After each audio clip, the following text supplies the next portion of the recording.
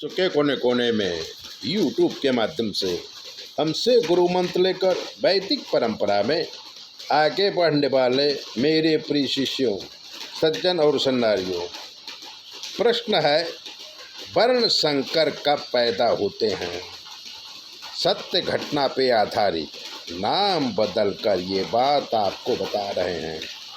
चित्रकूट जिले के एक गांव में श्याम चौधरी का दबदबा था।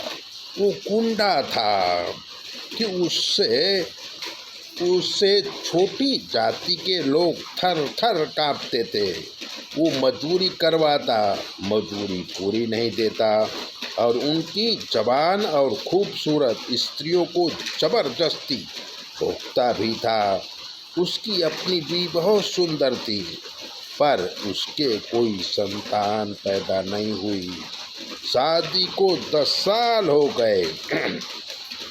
उसकी बीवी का नाम रेखा था।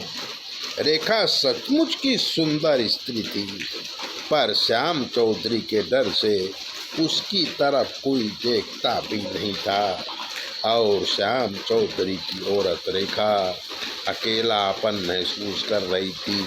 श्याम चौधरी भी उसे यदा कदा ही प्रेम दे पाता था।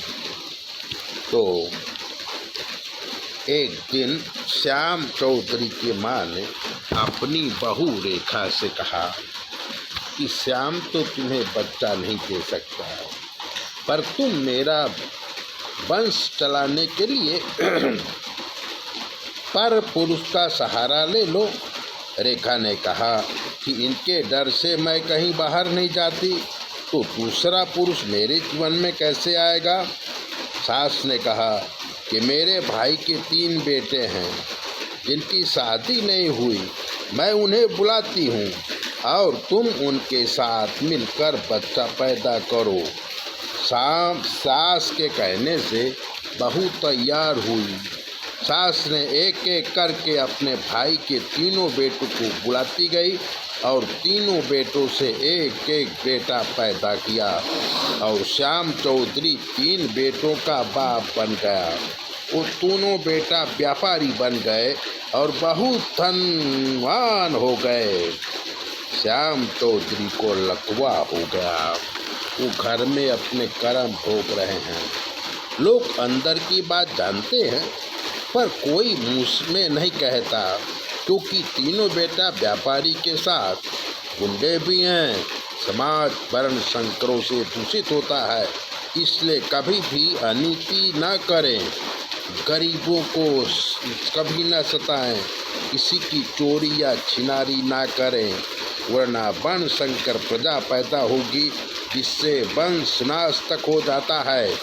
ब्राह्मण, स्त्री, बालक, अनाथ, गाय का जो धन खाता है उसके घर में वर्ण संकर प्रजा होती है, ऐसे कहा गया है।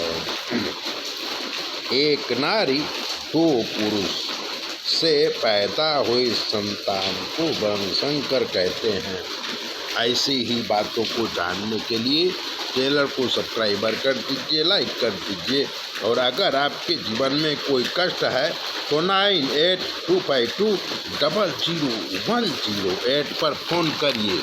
हम आपको बताएंगे कि आपके जीवन में क्या कमी है और आपको क्या करना है। चैनल सब्सक्राइबर जरूर करें।